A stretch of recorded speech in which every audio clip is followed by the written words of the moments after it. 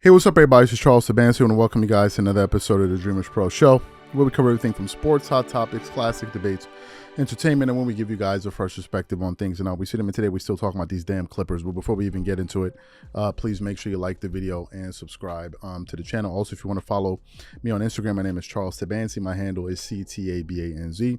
If you want to follow the channel, same name as the channel on Instagram. And also, if you want today's full show before it comes out, it's streaming for free on Spotify and Apple Podcasts. We have that pinned in the comment section below. Let me look. You know, I'm turning into one of the biggest laughing stocks on in social media right now for the people that follow us. Everywhere we go, people are tagging me to Clippers pictures, and they're like, "Yo, somebody check on bro. Is he doing all right?" I get it. I get it, because I can't remember the last time I have been this frustrated over a situation like I am with this current Clippers situation. I just, and you know what? The thing that makes me even angrier, apart from the fact that it's so annoying and infuriating, the position this team finds itself in, knowing the expectations they had on them, because the only question about the Clippers this season was their health. No one was questioning whether or not this was a good team. We all knew they were a good team. They showed that last year in the playoffs without Paul George. The question was, were we going to see a commitment from these players to play more games and for them to be healthy? No one was coming into this season like, man, we need to pull off a big trade. No one said that. The Clippers got greedy, and it came back to bite them in the butt. Now, what's been even more infuriating apart from the results is the people making excuses for it. No, let's give it more time. Let's give it more time. And you know what's interesting? Is like when I say it, it never makes news. When a Zach Lowe or one of these people come out there and say they need to bench James Harden, all of a sudden this is such a novel. This is something I've been saying. The person that doesn't understand basketball, I keep hearing a lot of people that know basketball say the exact same things I've been saying. So to me, that's a bit surprising. But anyway, the thing that annoys me is the fact that people keep trying to make excuses. That's the part that I just can't get over. I just can't deal with the excuses.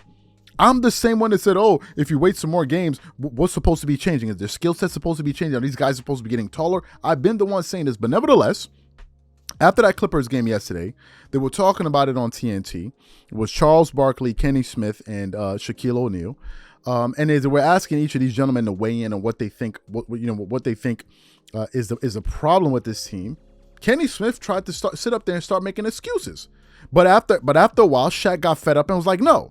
And he called him out, like, Kenny, stop making excuses for these guys. But before we even get into that, this video is brought to you by our sponsor, Factor Meals. If you're like me or anybody that works at DREAMERSPRO, chances are you're a very, very busy person, especially during the lunchtime when you don't have time to go to the grocery store, pick out fresh ingredients, and come back home and cook healthy, delicious meals. Sometimes we're so busy that you just end up finding yourself making a ham sandwich or something like that, which isn't really ideal. And this is the reason why we are excited to be partnering with Factor Meals.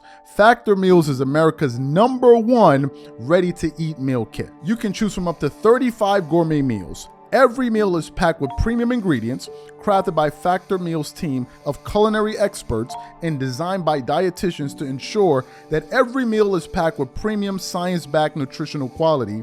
Your meals are delivered directly to your door, and all you need to do is heat them up in just under 2 minutes. Then they are ready for you to eat and enjoy. So for example, this week, I think I'm gonna go with the Italian herb chicken. What I love is that under every single meal, you can see if it's a calorie conscious option. For example, this meal I just chose is the dietitian approved calorie smart meal, which is around 550 calories or less per serving, and also a protein plus meal with 30 grams of protein or more per serving. So if you want to give it a try, click the link in the description below or head over to factormeals.com/dreamers50 and use code dreamers50 to get 50% off. And remember, when you try Factor Meals by using the link in the description below, remember that you're supporting this channel. Thank you. So what we want to do is we want to play exactly what Shaq had to say to Kenny Smith when they had that dispute on television, and then we're going to come back and continue on the show. Take a listen to what Shaq had to say here. Denver team that has not lost at home. And if you've been keeping score at home, the Clippers with James Harden in the fold, 0-4. Why is that, Kenny? I mean, the guy didn't play preseason games. That's your only thing? No, the expectation Like they could have won 2 and lost 2. And They haven't. I'd say But they're 0-4. Or they're Yeah, 0-4, they're 0-4. whatever. If the sample size, first of all, is not large enough to evaluate somebody after 4 games. If I evaluated Shaq after his first 4 times at this show, I'd have been like, kick him off, right? But we didn't. He's here and he's a great addition now, you know. So Where did that come from? Oh, he was a hate. We throwing hate right now. But no, really, like it's not a large enough sample size. James Harden didn't play at all in the preseason. Kenny, stop making excuses for And that, man. No. we'll evaluate them 20 games in, No, you will and you'll not. tell what they are. A team with Kawhi, James, Can't lose Russell 4 games in a Westbrook. row? No, they cannot. You never lost 4 games in a row in your Not career? with a team like that. Hell no. No way. Not with a team Every like that. team has lost 4 games in a row before. It's not going to work. Too many guys need the ball. I think he kind of messed the rhythm. I messed the rhythm up. I actually saw something on Instagram that made it. 4 games in, you said he messed rhythm. You can't even establish a rhythm in 4 games. Well, I saw something on the ground that In made 4 it. games. What'd you see on the gram that made Chuck, sense? question, should he come off the bench? Somebody's got to come off the bench because you got 4 guys who are great players who all need the ball. There's only one ball.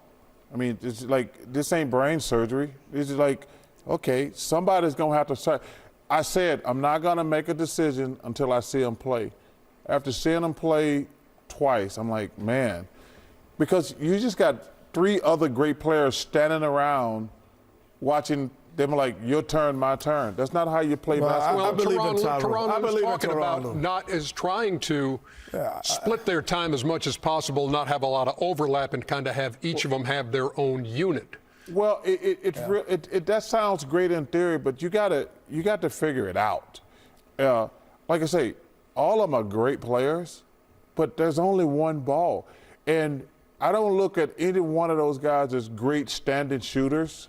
So they got to play much faster first and foremost. But we talked about, is anybody going to sacrifice? Can I ask you something? Sure. Later in your career, like you weren't even, I don't think you 4 guys were this probably young at that time. Yourself, Scottie Pippen, Clyde Drexler, and Hakeem Olajuwon went to the Western Conference Finals, 1 shot away from going to the NBA Finals. Yeah, but that's different though. 4 great players. No, not even close. That's You different. don't think y'all 4 great players like that? That's not You even. don't think those 4 That's guys not are- even close to a fair argument. Why? Because One ball. Scottie Pippen was not a great offensive player. He didn't need the ball. You think Russ needs the ball? Who? Russ. Yes. Yes. Yes. Hell yes. To be effective. To be effective, he does. And at that stage of my career, I was actually coming off the bench because I realized that I sucked as a player, and I went to Rudy and said, hey, bring me out the bench, let Kevin Willis start. Clyde and Hakeem, they were our 2 best players. But like Russ, hell yeah, Russ needs the ball. I think Russ can affect the game in other ways. He in terms cannot. of rebounding, No. pushing the pace, No. and That's not his defense. game. That's not his game, That's not brother. his game. Dude Russ is- rebounds it and passes the ball. No. Russ is get the ball and aggressively push the pace with the ball, either getting it to somebody else or scoring. I just said, to me, Ernie, not enough sample size. Oh, stop Well, it. four games. First of all, it's not enough sample size, but the players are not going to change. They still all 4 need the ball to be effective. So you heard what Shaq and Kenny Smith had to say. Charles Barkley brought up the same point. What's this thing that's supposed to happen? Where's this change that's supposed to take place? What's supposed to change? Some people are expecting James Harden and these guys to turn. You're expecting James Harden to turn up into a spot up shooter. Is that what we're expecting? So basically, these guys are veterans in their career. They've been in the NBA at least 10 years, and you want them to reach this particular point in their NBA career where they turn into different players? It is not similar to the situation like we saw with the Golden State Warriors and Kevin Durant, because Kevin Durant is one of these guys that can play off the ball. He does not need the ball in his hand every single possession to be effective, to gain a rhythm. He doesn't need that. KD can come off of pin downs and screens and hit shots on that's KD. He is that efficient. When have you ever seen anything like that in the career of James Harden or Russell Westbrook ever take place? Kawhi Leonard, although he's an extremely efficient shooter, that's not how he plays. He needs to get into a rhythm. He needs to shoot shots. He's not a Klay Thompson. And that's what they're trying to turn this team into, number one. Number two, what are we supposed to do with the lack of size that the Clippers have? Ivica Zubac, for as much energy that he plays with, sometimes he makes boneheaded plays. Whenever he catches the ball, he's going to bring it back down to allow shorter guys to swipe at it. So he's not going to be a suitable defender. And whenever he plays against skilled big men like Anthony Davis or Nikola Jokic, you're going to eat him up alive. And then the Clippers saw it fit to go ahead and trade away their size and their versatility in Robert Covington and Nicholas Batum. Why would you do that? And those guys could at least space the floor a little bit better than, PJ Tucker, because PJ Tucker is not even going to shoot. But nevertheless, this is what they thought. And the thing that's going to annoy me the most is that some people are going to look at the results of yesterday and say, oh, well, look, they kept it close. If they played a little bit better, that's just fool's gold. That is just fool gold. Let me look at the Clippers. Let me look at the Clippers schedule. Let me just see who they're going to be playing. Clippers. Let me just see who the Clippers have coming up next. The Clippers are going to be playing against the Rockets. They should win that game. If they lose it, I won't be surprised, because the Clippers just lost to the Memphis Grizzlies, who I believe were 1-7 or 1-8 when they came in when they went to go play them. So they can definitely lose that game to the Rockets. I'm not going to put it past the Clippers. They can for damn sure lose that game against the Spurs. The Clippers just can still continue to lose these games. And the thing is, they're not even looking competitive against good teams. Yesterday, the Denver Nuggets didn't even have Jamal Murray.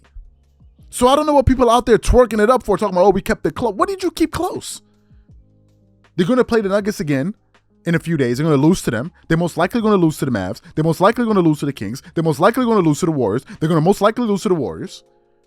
I never felt this way about this team prior to this trade. I never did. Do you realize the Clippers have lost 6 in a row? 6 in a row?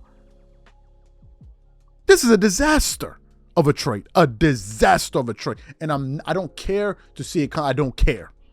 Because I will have zero confidence in this team going into the playoffs. I just won't.